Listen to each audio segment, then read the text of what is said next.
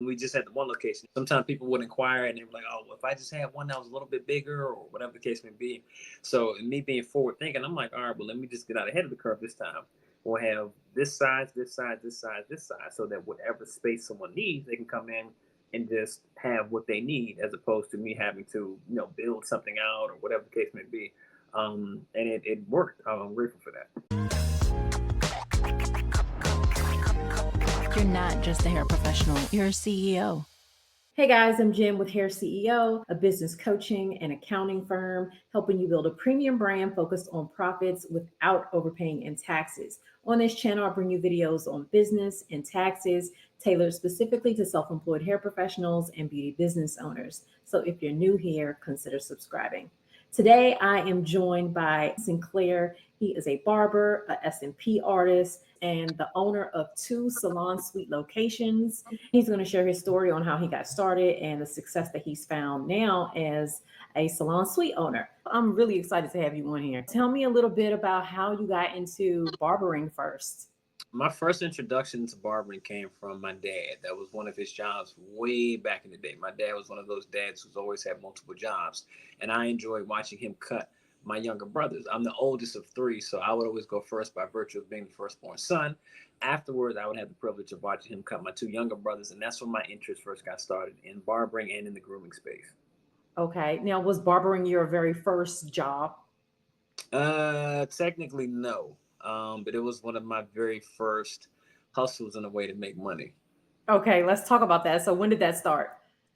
13. I was in middle school, and I realized if I can cut my own hair, I can probably cut somebody else's hair and make a couple dollars doing it, and it worked. Okay. And so, did you ever work somewhere else full time outside of barbering? Yeah. I did for like a number of years. Yeah. Okay. And what industry was that in, if you don't mind Communication. sharing? Yeah, I was in the communications industry. Both of my degrees are in the communications industry, so I've worked in the communications field, and I always liked what I did in communications, but I've always loved what I've done in the grooming space. So that's kind of where my initial work journey started, but Okay. it transitioned into me partaking in other entrepreneurial ventures. Okay. So, how long were you in communications working in corporate? Let me see. From 2010, I would say roughly 2015, 2016, around that time. Okay. And were you barbering on the side during that time? Yeah, I was. It would either be on the side or in between jobs. If I was leaving one, transitioning to another one, I would go to the barbershop for a little while. But at that time, I was still like fully immersed in the communications field. Wow. Okay. So, what made you take the leap? You get to a point where you realize you have to work anyway. So if you're going to work long hours every week, you might as well at least try to do it for yourself.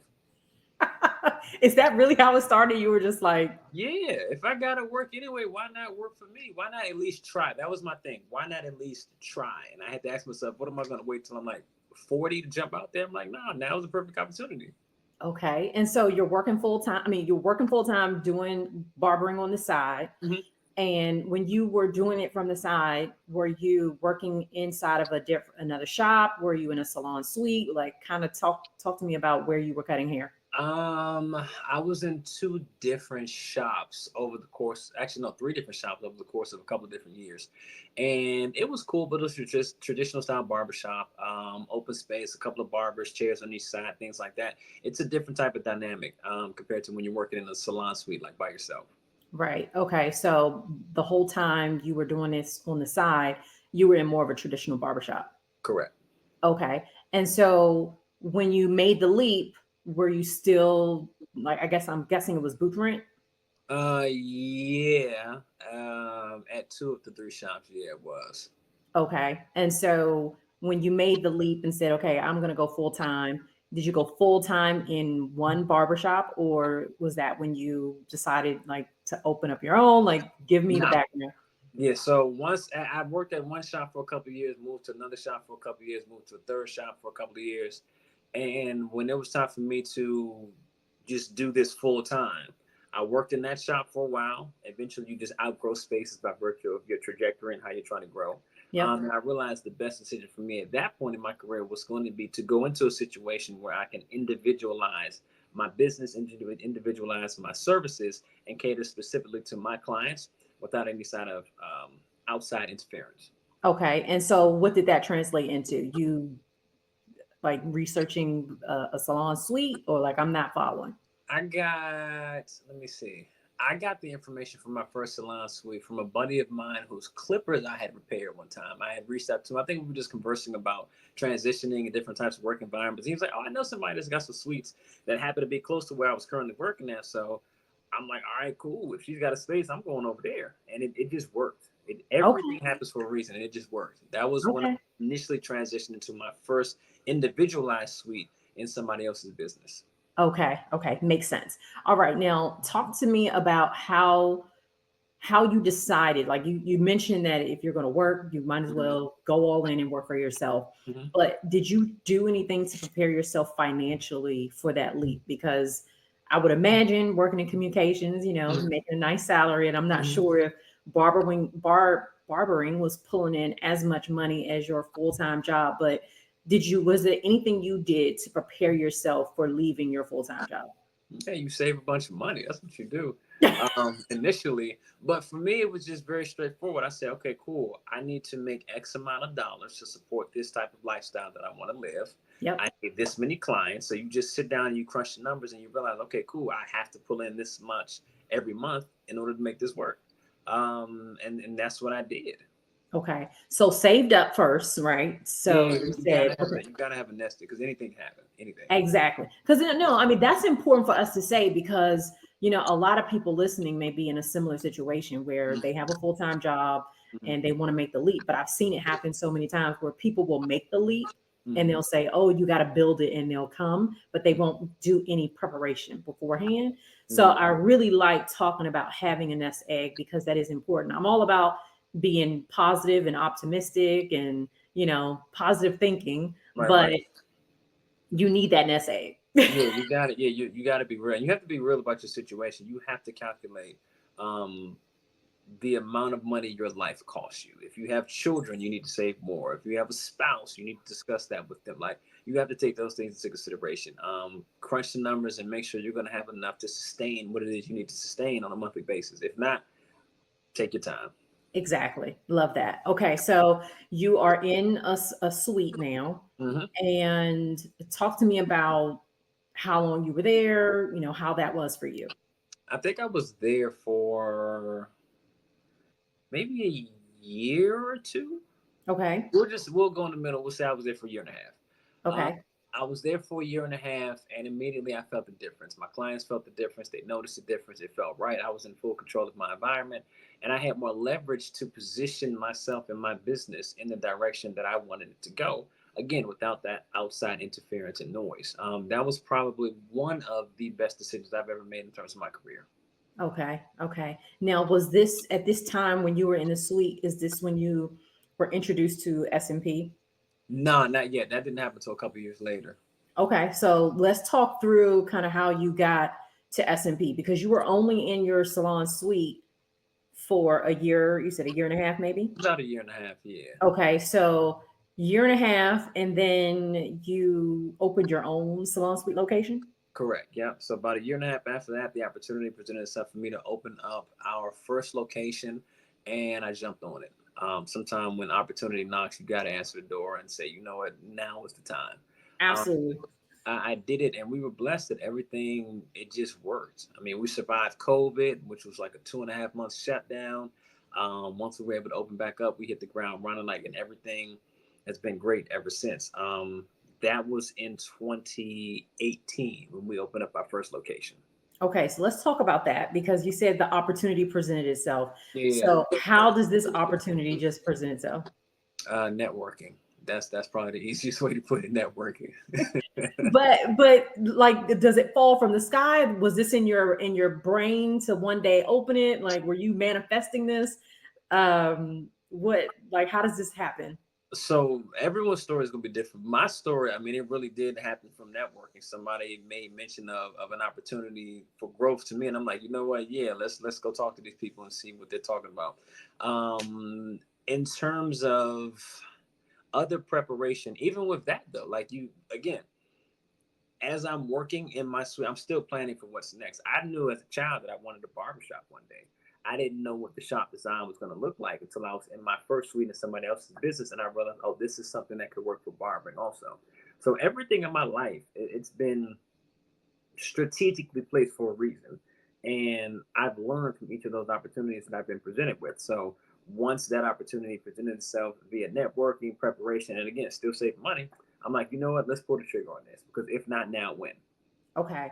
And when you say the opportunity through networking, Mhm. is this you're networking and someone says, "Oh, I know someone that has a building for lease." Like, what is that networking and opportunity? How did it present itself to you?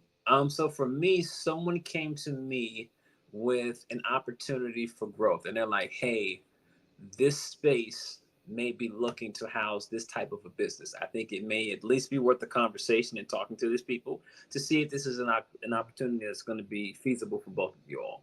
And I'm Okay. like, all right, cool. I'm at least open to the conversation. And it just so happened to work out. Now, this was not my first time having these types of conversations, and I've learned that it doesn't always go the way you think you're going to go, the way you think it's going to go for whatever reason. But by the time this opportunity came around again, I'm like, okay, cool. I've kind of picked up some things along the way. I know what to say, what not to say, and it just worked. Okay. Okay. Now, this location, Hmm. you heard about it. You Hmm. talked to this person. You Hmm. went to go see it, and what were your immediate thoughts? Let's make it happen. Okay. Now, was this built out already? Was it an open canvas? Like, tell me, what did it look like? No, it wasn't built that at all, like at all. We're starting from scratch. Okay. Starting from scratch, and Mhm. how big was the space? 1,200 square feet, I believe. 1,200 square feet. Yeah, Okay. Now, or there somewhere in the neighborhood. Yeah, somewhere around 1,200 square feet. 1,200 square feet. Mhm. And did you take a course on opening salon suites? You know, that's a big thing right now. Like, No. that's huge right now, right? But Like, you got to remember, by the time I've done this, I mean, I've been in multiple barbershops. I got into the industry in '06. So you're talking about from '06 to 2018. Like, I mean, I'm sure a course would have been beneficial had I not gone that route. But I think the years of experience in the field is what really taught me what I needed to know up until that point to get the ball moving.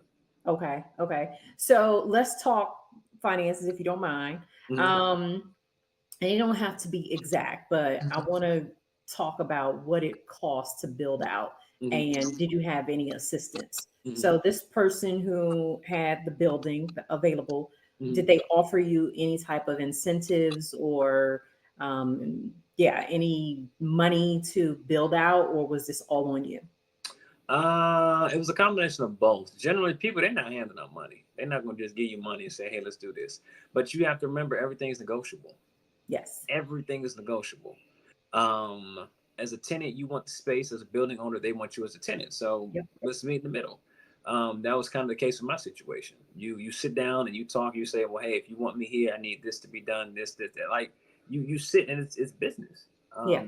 You meet in the middle and then you make it happen. But as far as somebody handing me money, nah, that would have been nice, but nah. Mm-mm. Did you have enough saved up? I know you mentioned saving a few times. Were you able to use your own money? Did you have to go to a bank?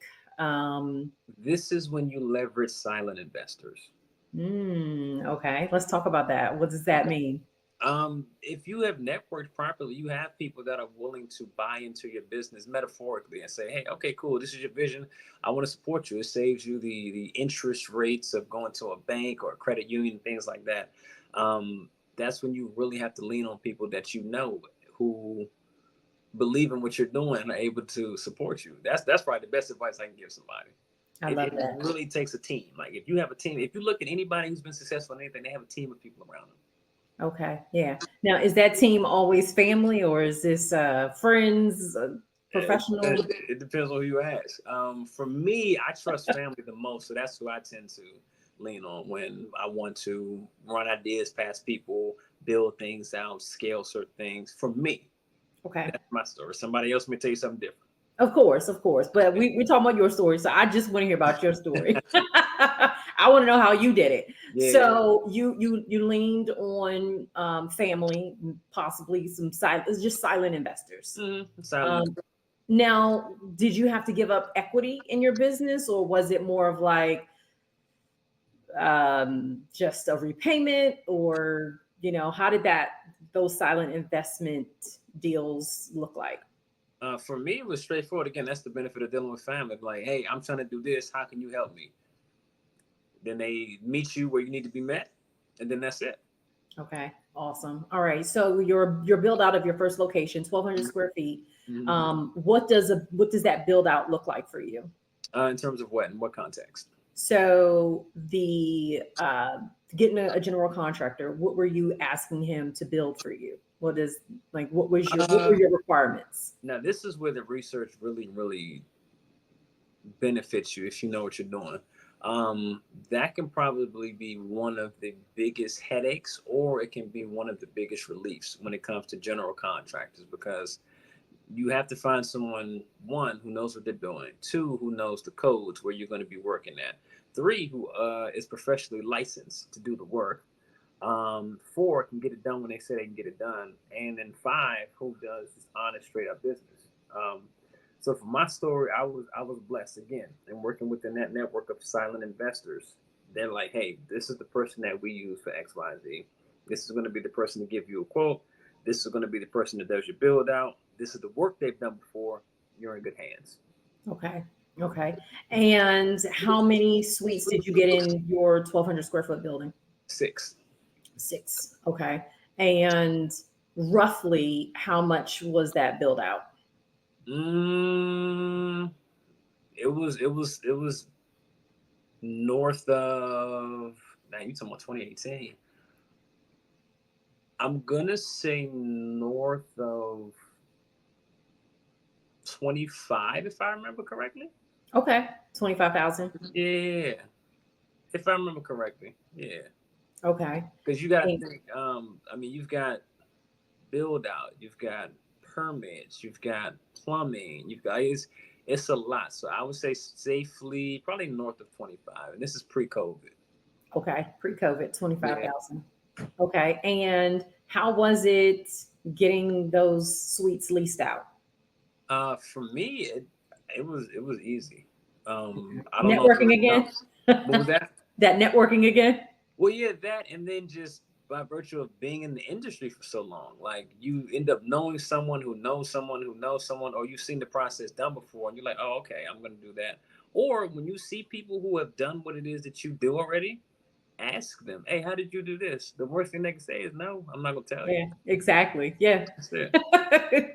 And never shy away from asking a question. The worst they could do is say no, right? Or I'm not going to tell you, right? That's it.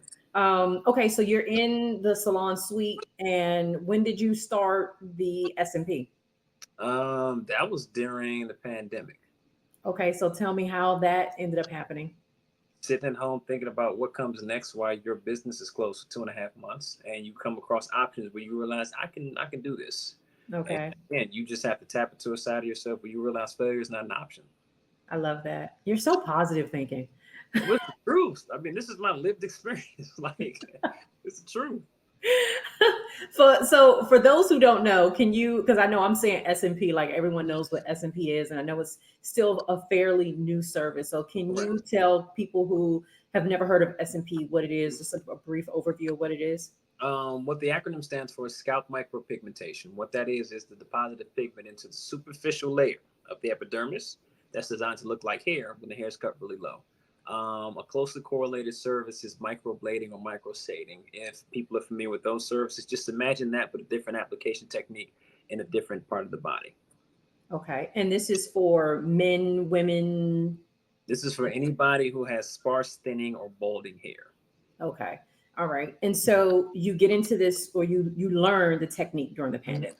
Mm-hmm. Okay. And this is something that you started offering immediately after you got certified? Correct. Okay. Now tell me how you introduce this to your clients. You have the clientele base already. So the same way I would say to someone introduces facial services or scalp services or extraction services, you just open up the conversation. Most people haven't heard what it is. So the first thing you have to do is make sure you know what you're talking about. The second thing is make sure you can relay it to people in a way they can understand it. But you introduce the same way you introduce any other service. For me. Now, SMP services are, financially significantly more than Mhm. a facial or Mhm. any other add-on service that people may be used to. Can you talk to us about what the average cost for SMP services are right now? On average, you're going to pay between 3,000 and 5,000. All right, so that's a hefty amount. When clients hear that, Mhm. what's generally their reaction? Um, I guess it's not. I mean, in my experience, my client is no different than what they have paid for any other thing in life. Like, I mean, people know stuff costs money. They do. That's it. But it also depends on how it's introduced to them. Like, you Okay. don't just run up on somebody like, "Hey, you got 5,000?" They're like, "What?" Like, no, that's not how you market a service like that. So when it's presented to them appropriately, then they understand like, oh, okay, this is not just a service, this is an investment, and Yes. that resonates differently with people. Okay. Yeah. So when you started offering this, I'm sure it was a buildup, but you now serve, I mean, that's a big portion of your clientele right now, the SMP, right? Yeah, yeah, it is. So if we were to say 100% of your services include barbering and SMP, Mhm. what's the percentage of clients that are getting SMP services versus barber, like the regular haircuts? So it's a different set of clients. So I think to try to compare client groups, it would be it wouldn't be accurately representative. But I think if we assess time, right, Okay. I would say at least 65 to 70% of my time now is S&P related. But I still reserve that 30% for my barber clients. Okay. So do you advertise them both on the same platforms on social media, or do you have them Um, separate? yeah, I do. I do. Same platform, separate accounts at times. Okay.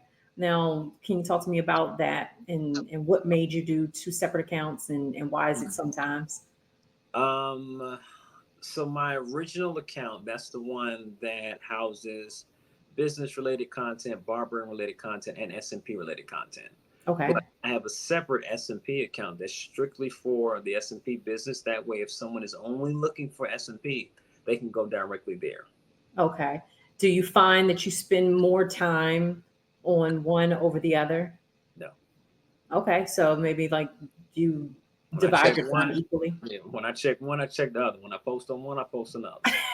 Okay. Are you tracking where the majority of your SMP clients come from? Which account, if they come from social media? Um, they both come from it. It really depends on which account I'm pushing more at the time. That's the thing. Okay. If I'm promoting something on one account, then naturally that's where people come in more during that time period. Versus if I'm promoting something on another account, then it draws in from that one. So it's really kind of when and where I decide to put my marketing and promotion efforts in as to where the clientele base comes in at. Okay. So looking back, or just when you look at the amount of effort that it takes to maintain two different platforms, or Mhm. the same platform but just two different pages, Mhm. um, is it beneficial, or do you think you could get away with one? I could probably get away with one, but I like the organization of having two. Yeah, you come off very organized. You have to be. You have to be. That's the only way that you get anything done. Typically, how people do one thing is how they do everything in their life. So people with a junky car normally got a junky house and a junky office. Like that's how it is. I mean, you're right, but I'm just Yeah. saying there are a lot of unorganized entrepreneurs. So Yeah, no, and that comes at a hefty cost when you sit down and you start calculating things. You can't afford to be unorganized. that's very true. Okay, so I like that. Mhm. So you're now doing S&P. You are, still cutting your clients at about 70-30% Like a uh, time ratio. time ratio, right? Mhm. So how did you get into your second location? What happened there? Let me see. How did that come about? That opportunity kind of presented itself in a different kind of way. Okay. Because for one, I mean, you can only fill up but so many spaces in one location because we only have but so many. And Right. you realize, okay, cool. Well, it's time to grow. The timing of that, it just kind of worked out. It just kind of worked out. Somebody came to me, um, and let me know that one business was getting ready to leave, and they asked me did I want the space, and I'm like, yes. That's that's the only answer. And I'm like, okay, cool. It's time. I had already been looking for a second location anyway, but when that opportunity presented itself, I said, man, that one kind of fell in my lap. I'm like, all right, cool. Let's run with it. Okay. And at that time, were you still saving? It sounds like you were just a natural saver. Was Yeah, that something you were I'm doing? always saving. Okay.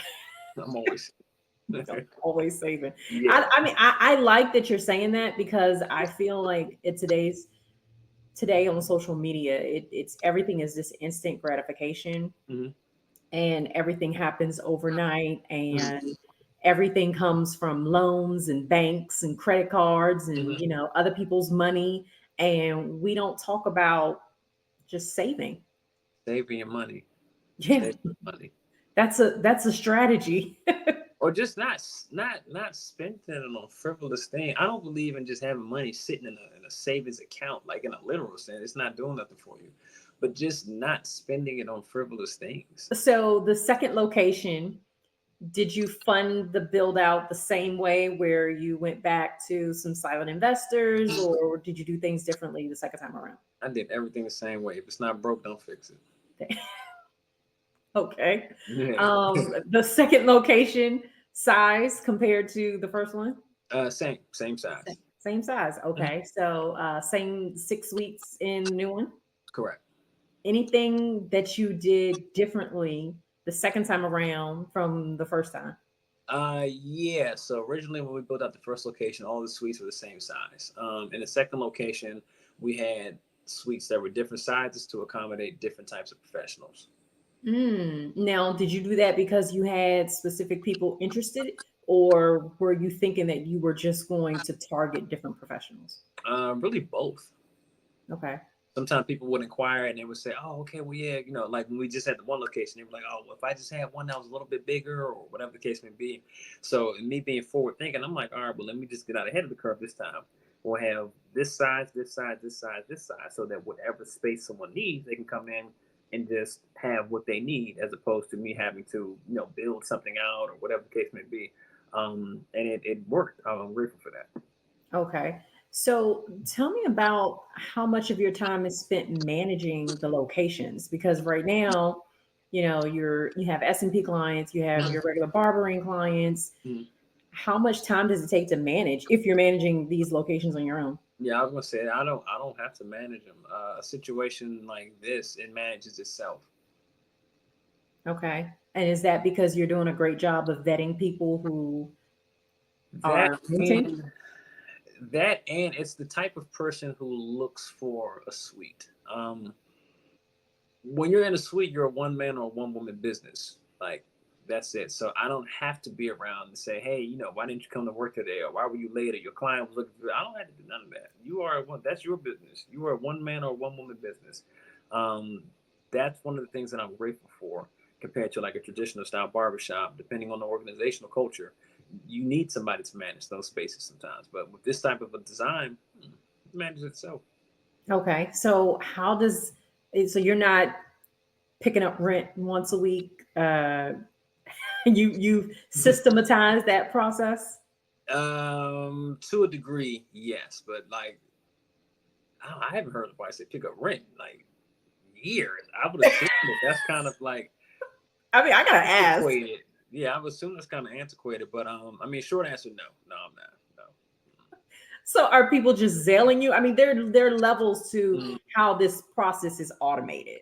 I right, right, mean, right. I do know a lot of people that still take cash. No, Uh, not me. I mean, I mean, I don't recommend it, but I'm just letting you yeah. know there are people out here. Oh, that's old school. No, that's too much work. Cash, no, that's too much work. Way Um, too much work. Then you got to go to the bank and that's what I'm deposit saying. and Yeah, that's what I'm saying. I'm not doing none of that. No, I like to do everything electronic. Everything. okay. Yeah. It makes it easier for accounting purposes too. I Yeah, mean, that's what I'm saying. Everything. So. you let people know that cash is not an option. Everything is Mhm. electronic. Nah, yeah, no, no. Everything is electronic. Everything. Okay. Have you ever had to remove someone for non-payment or for some other rule that was broken? I've been blessed. No, Awesome. yeah, Not a lot of turnover.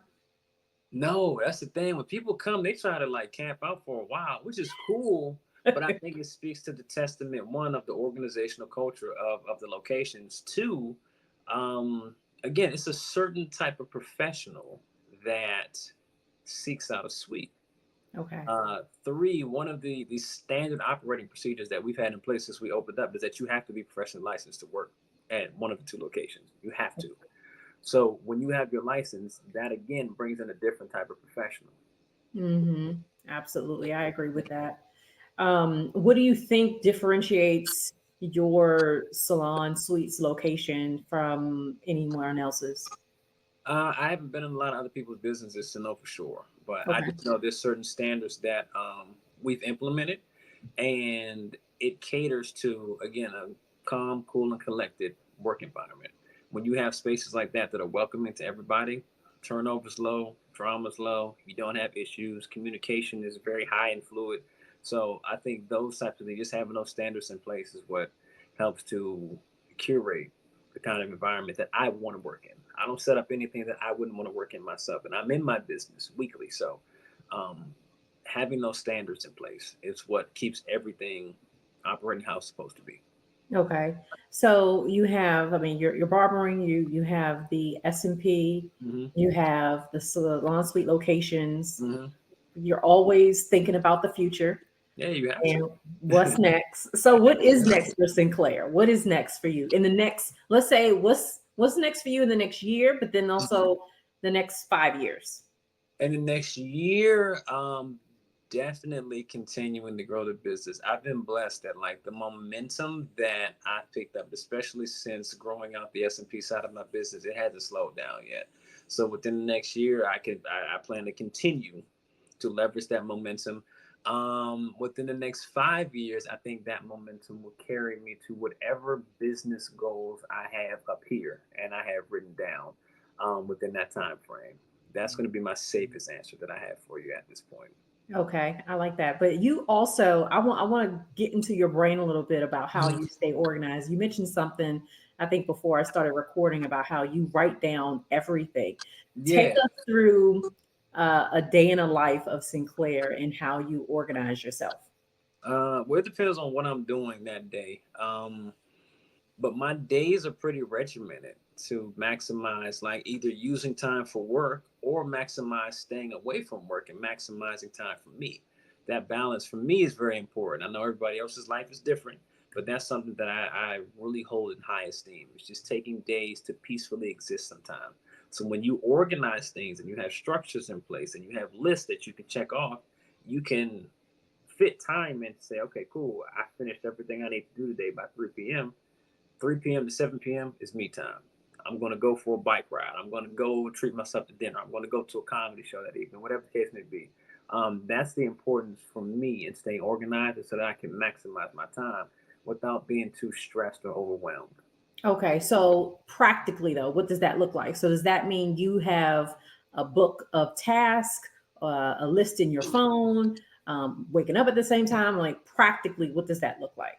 I have lists, I have Apple Calendar notes, and I have Siri reminders. Okay, and all together that organizes your life. That works for me. Are you waking up at a certain time every day? Not What's your every routine? single day. Generally, I'm up at 6, sleep by 10. Okay, and are you an avid reader? How do you fill your free time? Yeah, reading, cycling, vegan restaurants, and comedy shows. Okay. So what's your favorite book right now? Because I feel like Uh, it's always changing, right? right now, it's probably Up from Slavery, which is the autobiography of Booker T. Washington. Oh wow. Okay. What's your favorite business book? I would say 40 Laws of Power, but that's not specifically a business book. Probably Rich Dad Poor Dad, though. Okay. Is that the book that you would recommend to someone who wants a good business book to read? Is that the one? Or would you recommend 48 Laws of Power? I would only recommend 48 Laws of Power if you're going to use it for growth. If you're going to use it for manipulation, then no, don't waste your time. Yeah, that's Robert Greene, right? Correct. Yeah, Robert Greene. Let me just tell you about that book. So when it when it came out Mhm.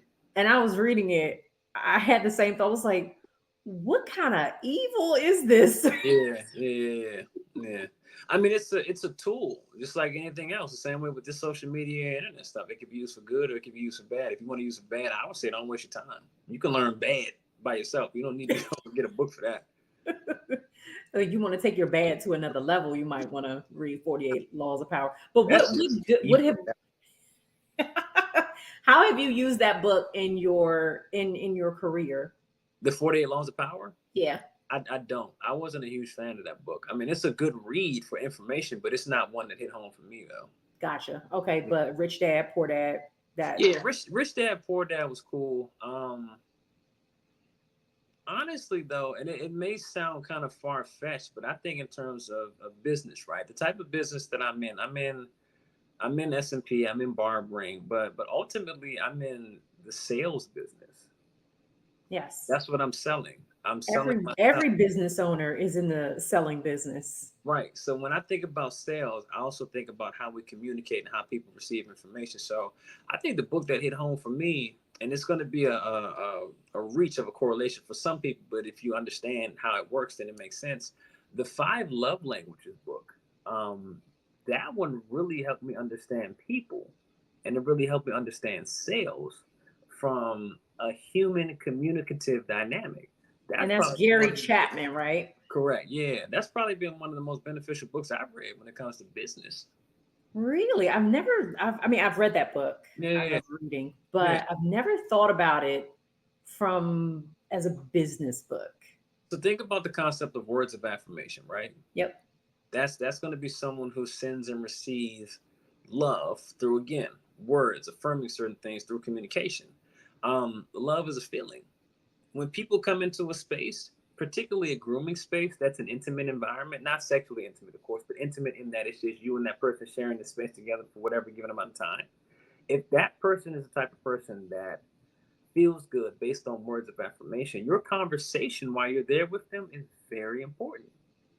You want to make Mm, sure you tailor that conversation to something that's going to make that person feel good from a genuine place so that when they leave there, they not only look good, they feel good. People won't often remember what you say to them, what you do to them, but they're going to remember how you make them feel. absolutely. I love that. I think And that's that's a quote that's by Maya Angelou, actually. Yeah, that's what that whole book is about. It's about how we feel. I absolutely. think somebody can But understand here's my question that. for you though. Uh-huh. With Gary Chapman in that book, determining what your love language is comes a quiz and a series of questions that you ask another person. So, how would you determine what your client's, love language is? Because you're not necessarily asking them those questions. How would you ascertain that information? You got to listen. You have to listen more than you talk. When people come in, they're gonna let you know everything that you need to know. They're gonna let you know everything, but then you listen. You have some clients who are real animated, and they want to let you know how they feel or what's been going on over the past 2 weeks since you've last seen them through expression. They're going to get up. They're more physical with things. Those are going to be your physical touch people. Okay. You have some people before you even start, they're like, man, look, remember last time I was here, boom, boom, boom, boom, boom.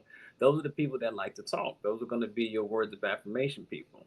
Okay. Some people are legit like the gift giving type, and you will see that during like the holiday season and stuff like that. People will bring you food, they bring you gift cards and all that.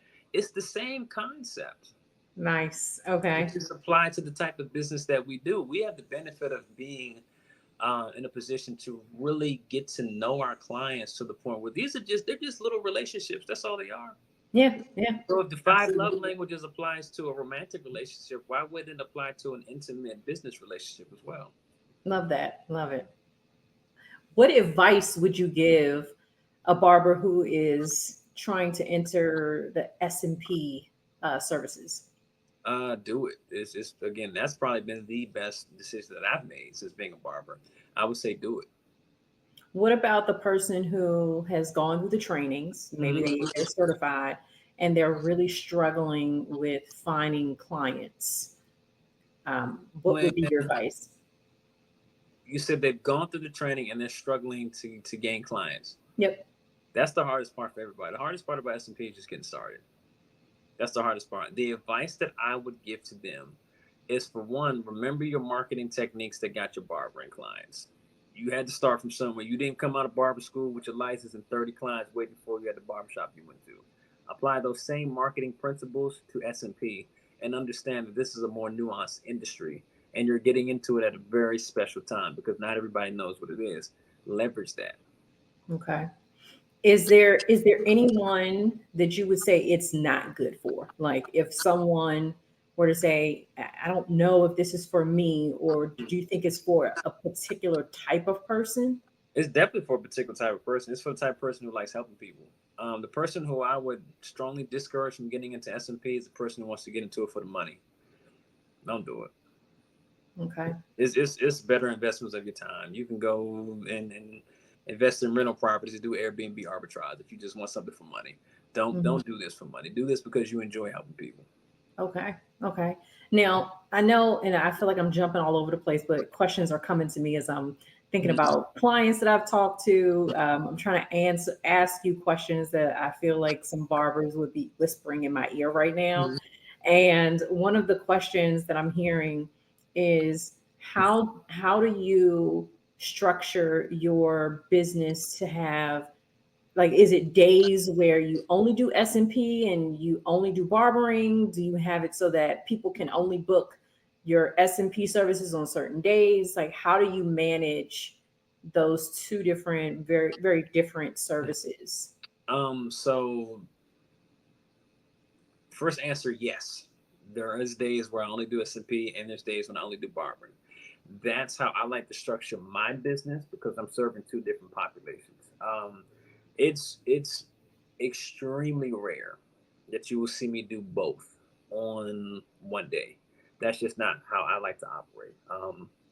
If I'm gonna be in my SMP mode, that's the mode I want to be in. If I'm gonna be in my barbering mode, that's the mode that I'm gonna be in. If it's a day where I'm teaching, I'm not cutting hair or doing SMP, then I'm teaching. So I Wait a like minute. You got a whole nother stream of income here. See, you didn't tell me you teach as well. yeah, everything I do, there's a curriculum attached to it. Okay, so which curriculum? So there's a curriculum for barbering, and Correct. there's a curriculum for your S&P. Correct. There's a curriculum for barbering and scalp micropigmentation certification. Okay.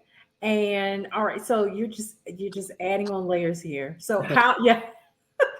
Yes, how do you manage all of this? uh, Being organized. Again, like if you open up my calendar, I pretty much know what I'm doing almost every day for the next couple of months. So that way I'm able to properly allocate time, keep all of my clients organized. When you're serving like 3 and 4 different populations, because you got to remember, I got barbering clients, SMP clients, teaching, and then I have coworkers that I may have to just meet with and talk to and help with. All of that's got to be managed properly. So for me, that's where that organization comes in. Absolutely. But let's talk again, because I like practical advice, right? Because sometimes it can seem very high level to Mm-hmm. say, oh, I'm just organized. Mm-hmm. So let's break that down. Does that mean when someone wants to book barbering services that only certain days are available for them? Mm-hmm. And does that mean that when someone wants to book S&P services, the only those S&P days are open? Like, talk to me about practically what that looks like. So if a person is trying to get on my barbering schedule, they will go to my barbering social media page. Yep. They will book through the booking platform that's on that page. It's only open for certain days and certain hours of the week. Okay. Certain hours of the day, certain days of the week. That's it. If they're Yep. looking to get on my SMP schedule, you have to contact me directly via email, via direct message. Go to the website, or if you have my number, contact me that way. Okay. But I there's see. never any overlap though. Gotcha. Now, what about the curriculum? How are people reaching out to you Mm-hmm. for certifications with Same S&P? way. You got to go through the website, email, or my personal cell phone number. That Okay. way, there's never any overlap. Gotcha. Okay. And are you performing the barbering services in S&P in the same location? Yeah, my space is big enough to accommodate all of that. Gotcha. Mhm. Okay.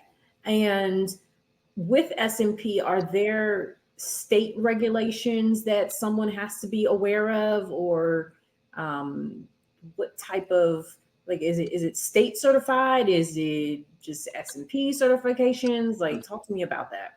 So it's more so industry certification when it comes to the specifics of what we're doing. But when it comes to health code, sanitation, that's regulated more through the health department as opposed to with barbering. Everything is regulated through DLLR. Okay, got it. And I would imagine it's different for every state because you're in Maryland, so it's okay. Got Yeah, it. So people would still need to figure out what their state. correct. Yeah, you got to make sure if you're in Virginia, you got to make sure you're following Virginia regulations, DC regulations, Pennsylvania, New York, wherever somebody's coming from. Wherever someone is, yeah. Yeah. Gotcha. Okay.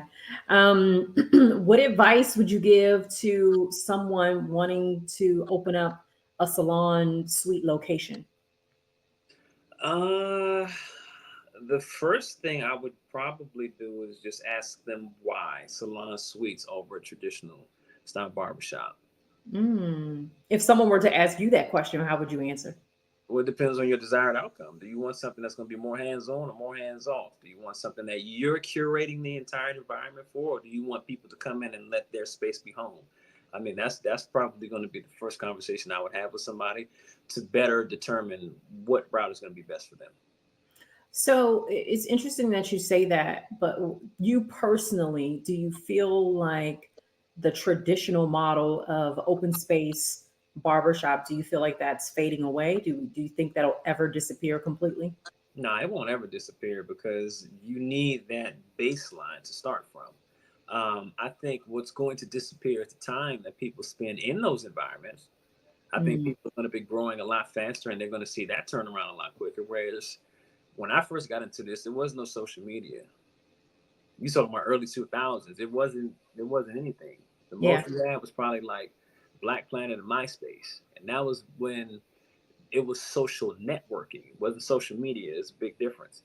right. But I think now because things move much more rapid, the time spent in a traditional style barbershop is going to be much shorter, and people are going to be looking to individualize their business so that they can individualize their experiences. But I don't think that model is ever going to go away. The time spent in it is just not going to be as long. I think that's scary for a lot of traditional barbershop and salon owners who have Mm-hmm. that model. Mm-hmm. You know, getting into it knowing that, okay, if that is true, because I think you're right. I think Mm-hmm. time spent in those models are going to be shorter and shorter.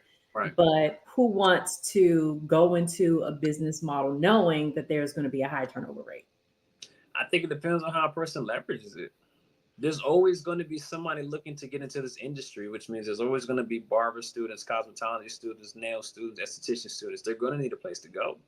The thing about it, if I have a traditional style barbershop, I just have to make sure I have an environment that is conducive to growth.